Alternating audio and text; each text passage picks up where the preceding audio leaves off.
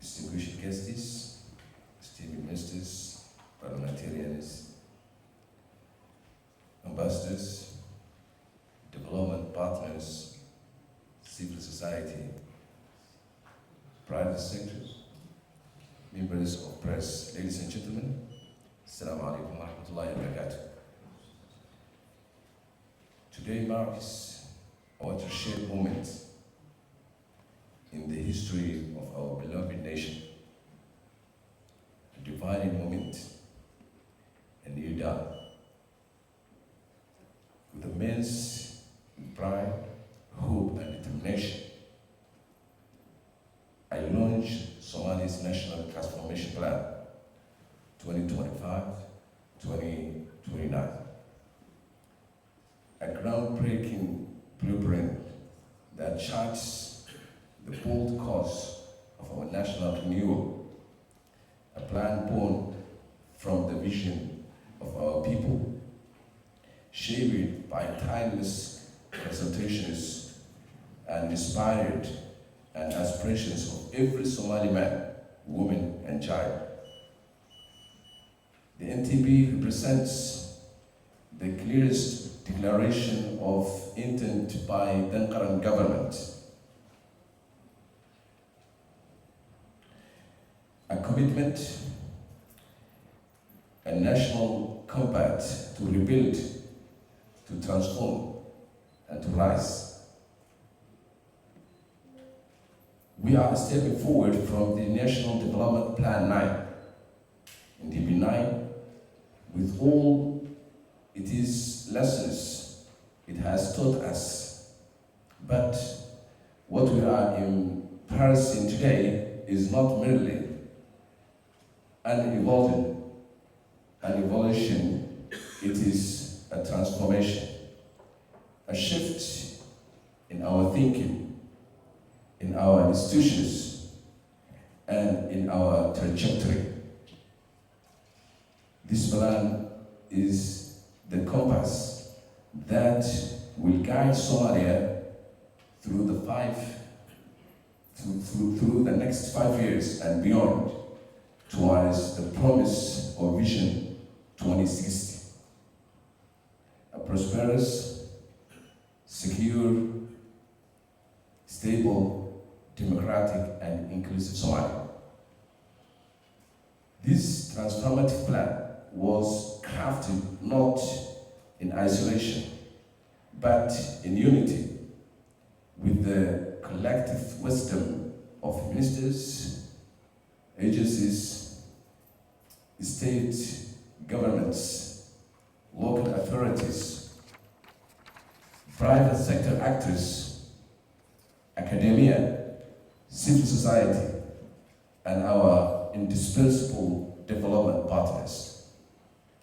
I commend the Office of the Prime Minister, the Minister of Planning, Investment and Economic Development, and all involved stakeholders for leading this inclusive and participatory process across the country.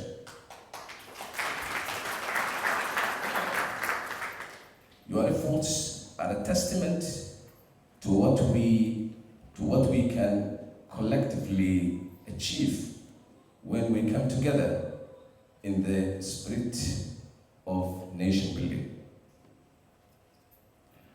The National Transformation Plan is organized around 4 strategic pillars: transformational governance to build an inclusive, democratic, and accountable state;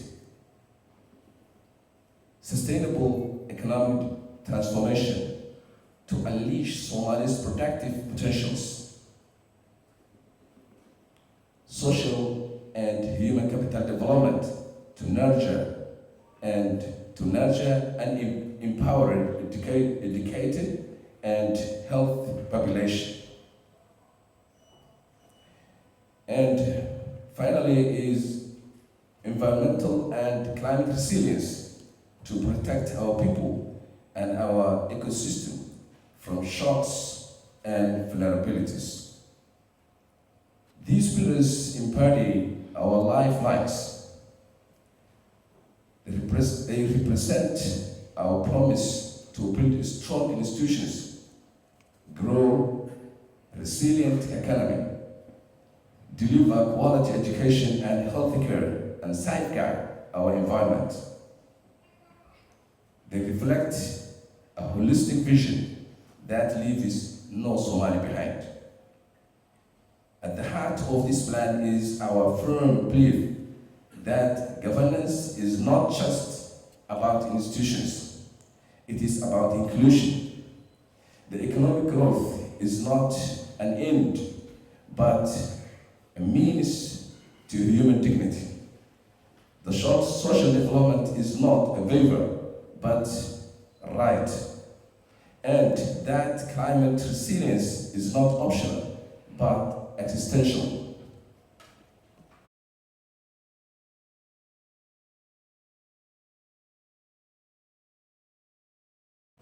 The NTP also comes at a dividing juncture as we emerge from the historic achievement of reaching the happy completion point.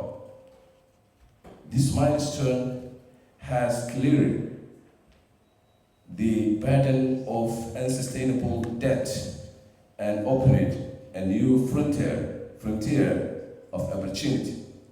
But opportunity alone is not transformation. What we do this moment will define our legacy. Let us be candid. Somalia continues to face formidable challenges: insecurity, poverty, climate shocks, unemployment, and institutional fragility. But these are not reasons to despair. They are reasons to act, and to act boldly.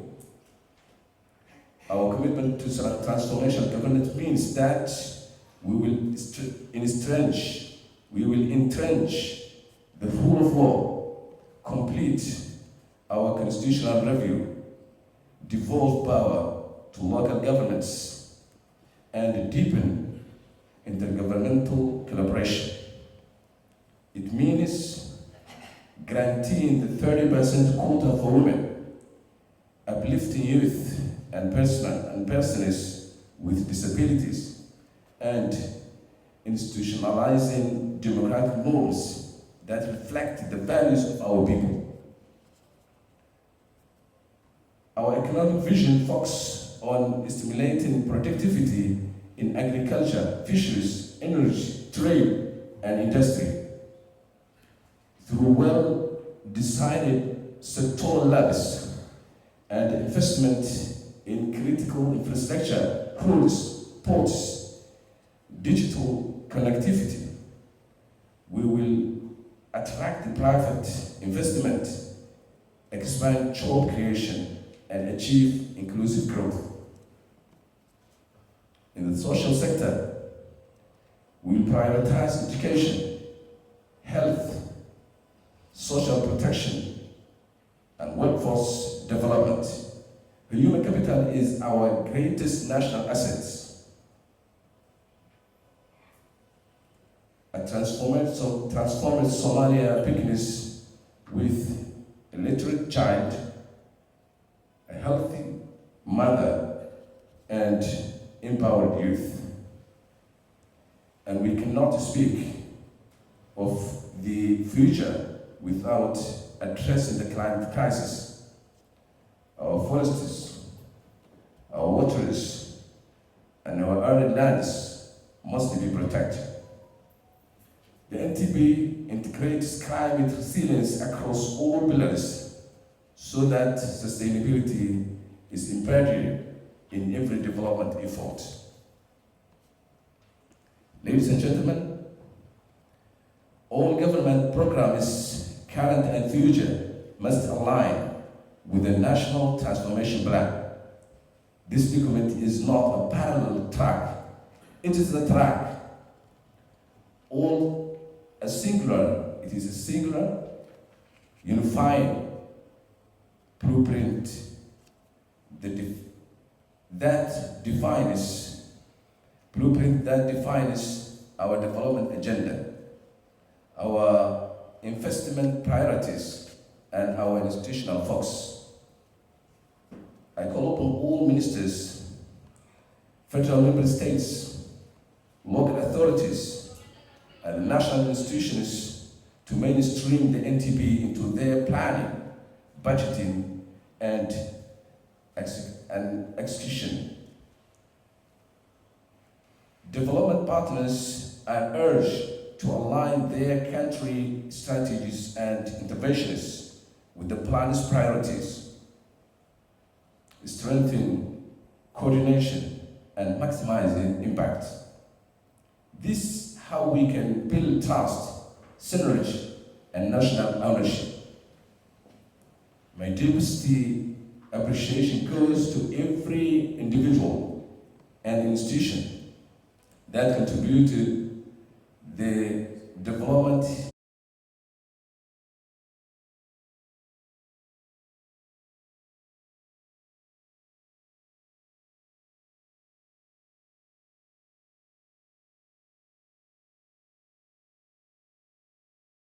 For decades, Somalia was synonymous with conflict and crisis, a cautionary tale of a failed state. Images of ruined buildings and empty streets became the world's perception of this nation, overshadowing its rich history and resilient people. The scars of civil war and instability ran deep, leaving generations to grow up amid uncertainty and hardship. But in late 2025, a new narrative is taking shape. The sun is rising on a Somalia that refuses to be defined by its past. Across the country, a sense of hope is emerging, especially among the youth who are eager to build a better tomorrow. Somalia is determined to become East Africa's next economic powerhouse, fueled by a staggering $5 billion mega project. This ambitious initiative is not just about infrastructure. It's about transforming the nation's identity and unlocking its true potential. This isn't just about fixing what's broken. It's about building a bold new future. Somali engineers, architects, and workers are coming together to reimagine their homeland, laying the foundations for a society that thrives on innovation and unity. Ports are expanding, industrial zones are rising, and modern cities are being designed from scratch. The vision is clear: to create a Somalia that is not only self-sufficient, but also a regional leader in trade, technology, and culture. Global investors from China, the UAE, and Turkey are lining up, not out of charity, but because they see untapped potential. These partnerships are bringing expertise, resources, and new opportunities, signaling a vote of confidence in Somalia's future. This influx of capital is turning blueprints into reality, cranes into skylines. Every day, the landscape of Mogadishu and beyond is changing, as new buildings rise and infrastructure takes shape. Somalia is no longer a place to flee from. It's becoming a destination for opportunity. Entrepreneurs, professionals, and families are returning, drawn by the promise of stability and growth. The world is finally seeing Somalia for what it could be, not just what it was. International media and observers are taking notice, documenting the country's remarkable transformation. The country is leveraging its unique position to reclaim its destiny. With access to vital shipping lanes and a young, dynamic population, Somalia is poised to become a key player in the region. This is a comeback story in real time, with the world watching. Every milestone is a testament to the determination and spirit of the Somali people. Somalia is writing a new chapter, one of ambition, progress, and hope. The dreams of its people are finally within reach, and a new generation is ready to seize the moment.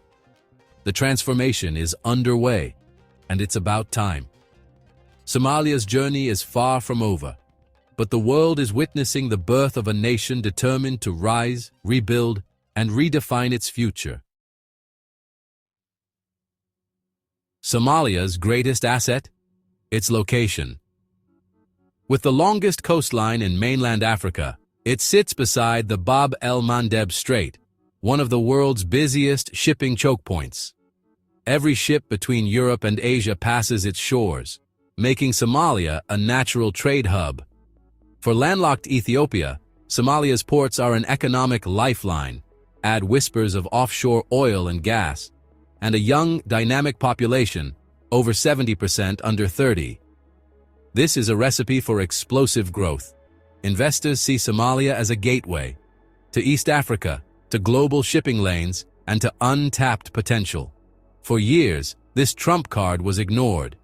Now, Somalia is ready to play it and win. What does a $5 billion transformation look like?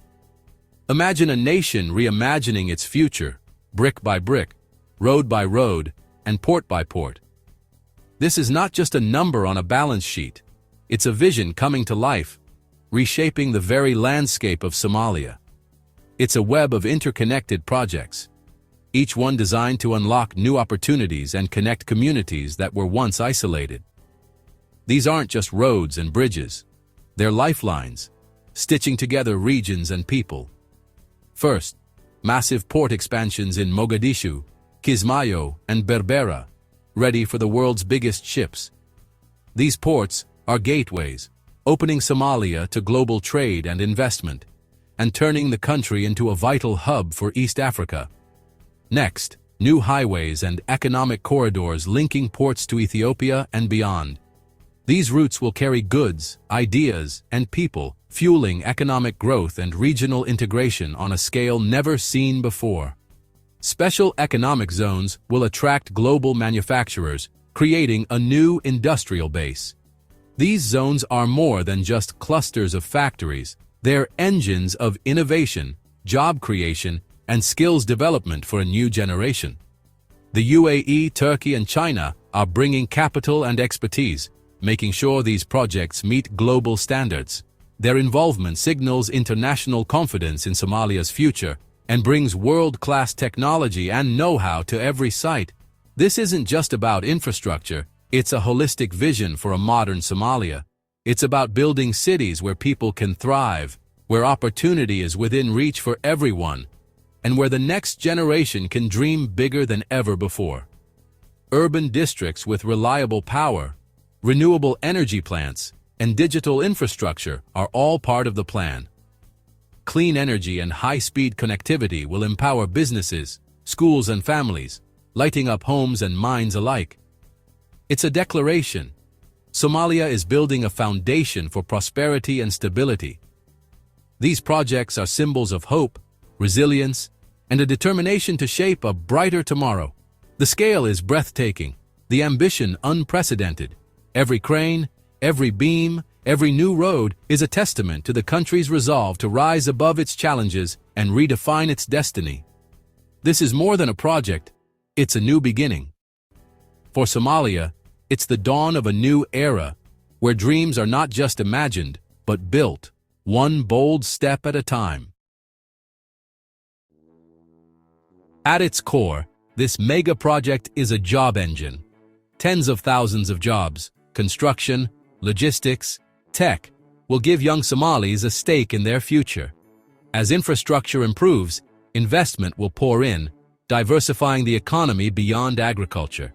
Special economic zones will attract global companies, boosting GDP and government revenues. Somalia is rolling out the welcome mat for the world, transforming from aid-dependent to self-sustaining. The goal: a dynamic, globally integrated economy where Somali businesses and workers thrive. This is the engine powering Somalia's rise. Somalia's transformation is a major move on the global chessboard. Its ports control access to vital shipping lanes, drawing in the UAE, Turkey, and China, not just for profit, but for influence. The UAE wants a Red Sea logistics empire. Turkey builds soft power. China sees a belt and road link. This competition brings investment, but also risks proxy rivalries. For Ethiopia, Somalia's ports are a strategic prize, offering cheaper, faster access to global markets. Regional fortunes are now intertwined, incentivizing cooperation. A stable Somalia boosts maritime security and global trade. Instability, however, could threaten supply chains worldwide. Somalia's success is now a matter of global importance.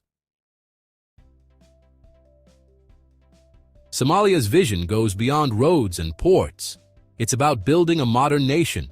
Investments in solar and wind power promise clean, reliable energy for industry and homes. Smart city districts are rising, with digital infrastructure and efficient transport. Airports are being upgraded, connecting Somalia to the world and attracting business. This comprehensive logistics network is the backbone of a modern economy. By leapfrogging outdated systems, Somalia aims to get ahead of the curve.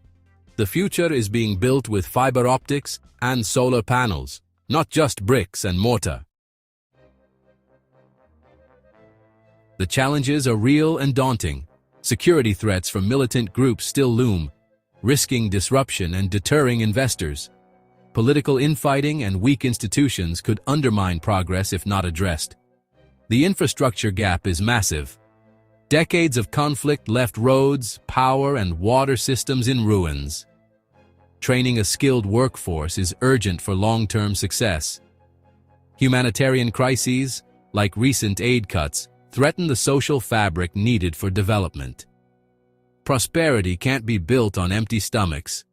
The mega-project's success depends on stability, inclusion, and meeting basic needs. Somalia's future hangs in the balance. The true test of this mega-project is its impact on everyday lives. Beyond the impressive headlines and ambitious blueprints, what truly matters is how these changes touch the hearts and homes of ordinary people. In the bustling markets and vibrant neighborhoods of Somalia, the effects are already being felt. Stable jobs mean better food, housing, and education for Somali families. When parents have reliable work, they can provide nutritious meals, safe shelter, and the chance for their children to attend school. This stability creates a foundation for dreams to grow and futures to be built. Economic empowerment breaks the cycle of poverty and offers hope to the next generation. Women are starting businesses, children are thriving in classrooms, and entire communities are coming together to support one another. The ripple effect of opportunity is transforming lives, one family at a time. Modern urban districts bring reliable utilities and improved quality of life. Access to clean water, electricity, and safe public spaces means healthier, happier communities. These upgrades are not just conveniences, they are the building blocks of a brighter future. Booming government revenues can fund better schools and healthcare. With more resources, teachers are better equipped, hospitals are modernized, and essential services reach even the most remote villages. Every investment in education and health is an investment in the nation's future. Initiatives like AI-powered medical supply chains show how development and social progress go hand in hand. Technology is making it possible to deliver life-saving medicines faster and more efficiently, ensuring that no one is left behind as the country moves forward. Somalia's rise will lift the entire Horn of Africa, lowering trade costs and boosting regional integration. As new roads, ports, and trade routes open, neighboring countries benefit too, creating a web of shared prosperity and opportunity across the region. Economic interdependence fosters peace and stability. When nations rely on each other for growth, cooperation replaces conflict, and communities can focus on building a better tomorrow together. If Somalia succeeds, it becomes a beacon for other post-conflict nations. Its journey from hardship to hope can inspire others across Africa and beyond, showing that recovery and renewal are possible. For the first time in decades, Somalia's horizon is bright, a rising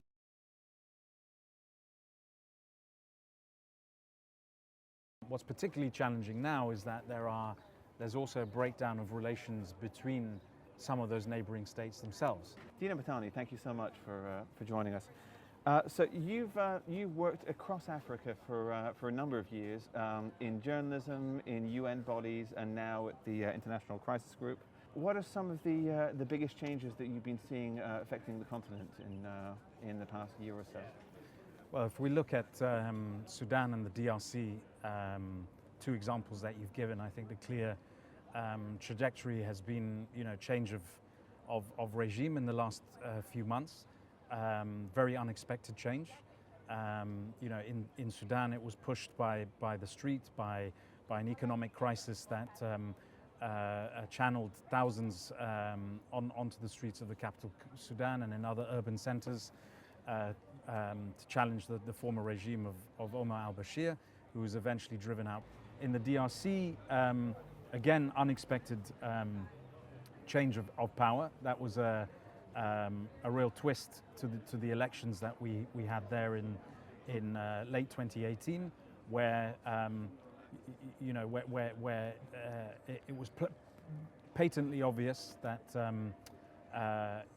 one candidate had won, mm-hmm. and with the actual electoral commission's figures were leaked. The Catholic Church stepped in to encourage the authorities to name the real winner, although outgoing President Kabila, for political reasons and to ensure his own personal legacy and security, pivoted to find another opposition leader.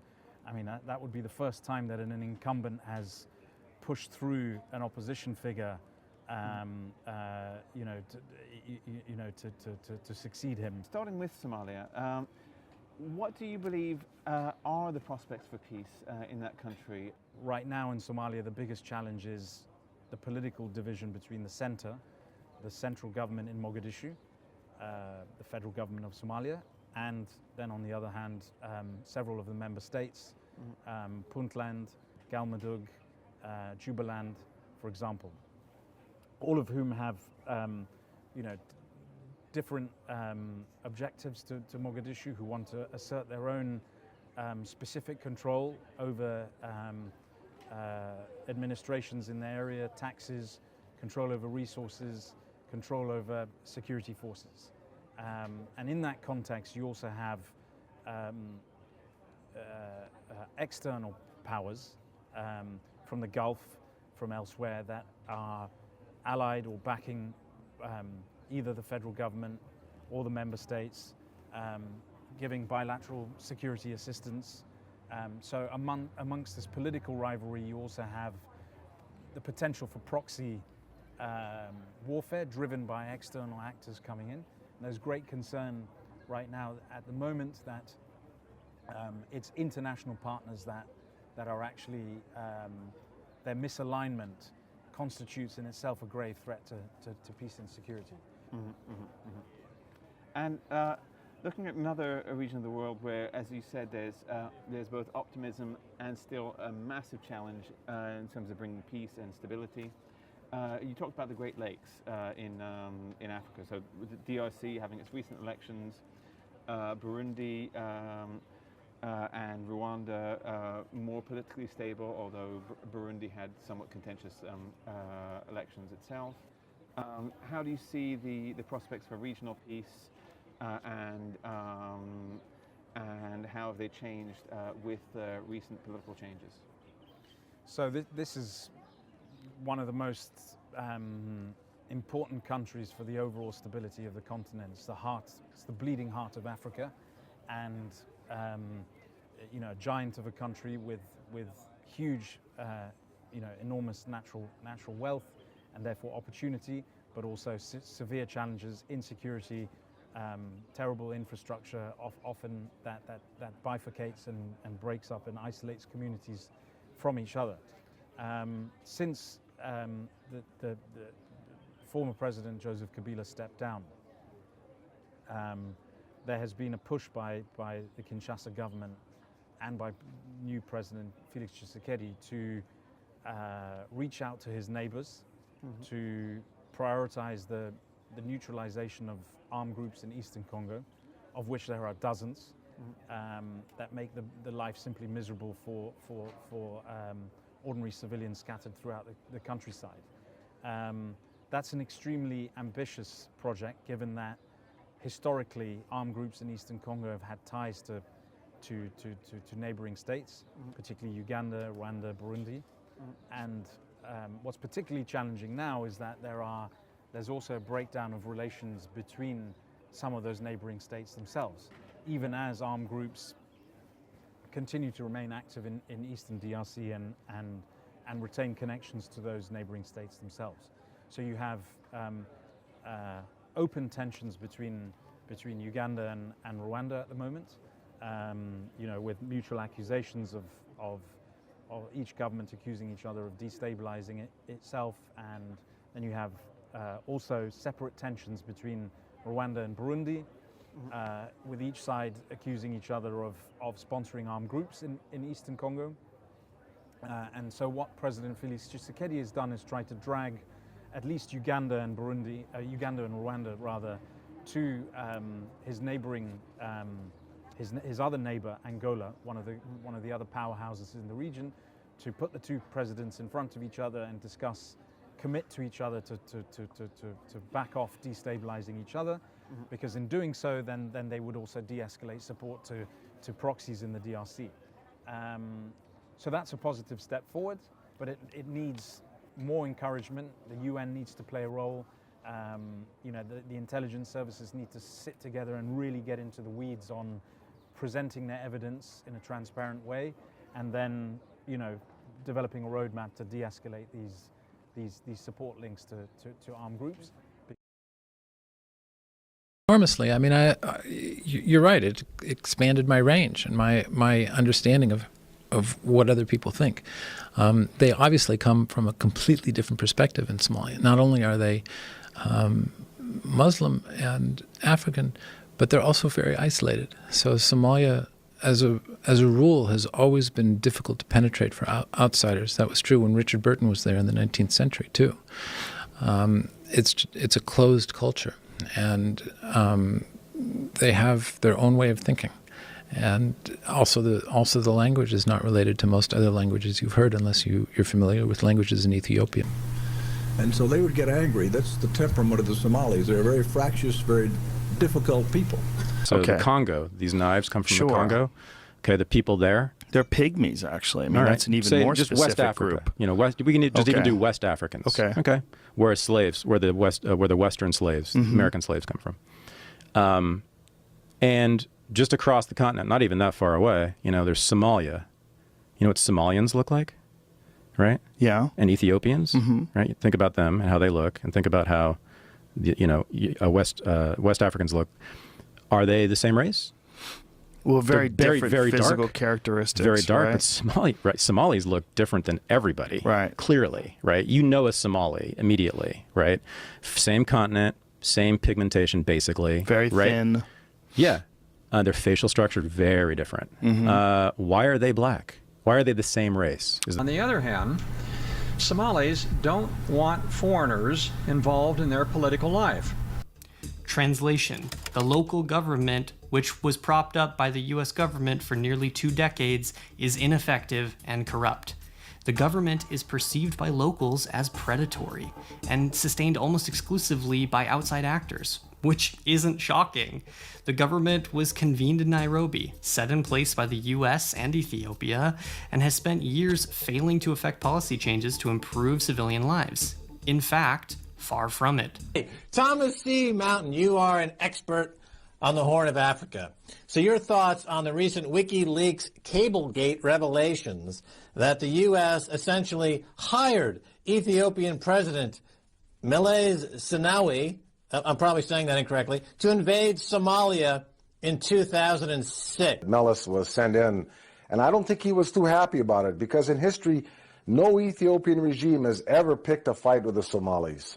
There was a war between Somalia and Ethiopia in 1977, but that was started by the Somalis. So I don't think any Ethiopian president in his right mind would volunteer to start a war with Somalia. So I think he pretty much was pressured by his masters that pay his salary and his military budget in the United States. Somali pirates killed 4 Americans recently. How would you handle it, President Donald Trump? It's, again, a total lack of respect for this country and maybe even for the world. Give me one good admiral and a few ships, I would wipe them out so fast. Can you believe they're holding 40 ships, 800 and some odd men and women, I guess, and we do nothing? And these guys are like, this would be easy. You give me one good, smart, tough admiral and a few ships, I would wipe them off the face of the earth. They would go so fast, they wouldn't even have a chance. Can you believe that these guys are taking tankers that are 1,000 feet long, that cost hundreds of millions of dollars, and just taking them with rowboats? It's hard to believe. In 2008, we had the Somalian pirates. Them little skinny Africans took over one of our boats. I was so embarrassed, because that had been different. Those were some big, healthy, cheetah wrestling Africans. But this is a Somalian.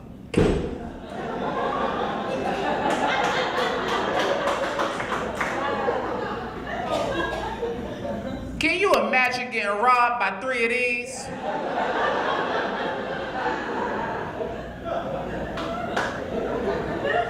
What kind of a place is Somalia? It's ranked #2 on the World Watch List, which is Open Doors' academic measurement of persecution. But what's it like as a country? And it's what happens also when the church fails in her mission, because for 2,000 years, we didn't get to that place. For 2,000 years, we didn't get to these villages. For 2,000 years, we didn't get in these huts and break bread with these camel herders and give them a better story. And you called I did not ignore it. I coons. said What do you consider to be a coon? Okay, enlighten us. Okay, first of all, what I consider to be a coon, what I just described those 2 Somali guys were talking about. When you see white people above you, so you treat them a certain way different than you would treat other people. Are you familiar? Are you familiar with Somalis? Yes, I grew up around Somalis. A lot of my best. Okay. You know, wait a minute. Of all the African groups, let's be honest, Somalis are the least that you could accuse of kissing white people's ass. Let's just keep it honest. Explain why. You don't. I don't see it. What do you mean you don't? Look at even their country. They are the ones that are brave enough to shoot at white soldiers. So what? They come to. Sir, you literally came from the coon zone of Africa. And I said. In Mogadishu, the few white people keep a low profile. It's very difficult. Very difficult. There's no white people here. So that's why you guys must keep a low profile here. When you don't go out, don't let the people see you. Because the moment they know there's white people, then they start murdering. We see that Somalians do not have friends. You can't be friends with Somalians. That's why no Somalian can enter the base. We changed. If not, we have to work with Somalians during our mission. But they take advantage of our peacekeeping mission to kill our soldiers. Well, another example is in Somalia. In 2006, Ethiopia invades Somalia, destroys the Union of Islamic Courts, which has brought peace to Somalia for the first time in 15 years, and creates 500,000 refugees in their occupation of Somalia and the warfare there, until they're kicked out 2 years later by the Somali resistance headed by al-Shabaab. The Ethiopians are replaced by the African Union, supported by the West and the United Nations, who create another 500,000 refugees by flattening 50 square kilometers or 30 square miles of Mogadishu.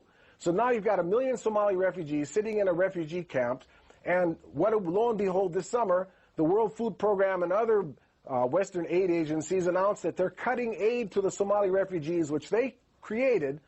The minimum aid was cut by 70%. In other words, they're going to give 30% of the food they need to survive, and they're going to starve the Somali refugees in the process. And then a few weeks later, what do? They're crying crocodiles here, saying, oh, we need hundreds of millions of dollars to provide the Somali refugees with what they need to eat. And all the while, they're spending millions of dollars buying tanks, helicopter gunships, and artillery for the troops that are occupying Mogadishu, but you're creating the refugees in the first place. We're back now among the Somali refugees in East Africa. This is what it is to be a refugee. They've lost their homes, their wealth, and their country. But walk around Hagadera and you realize you're with the toughest people you've ever met.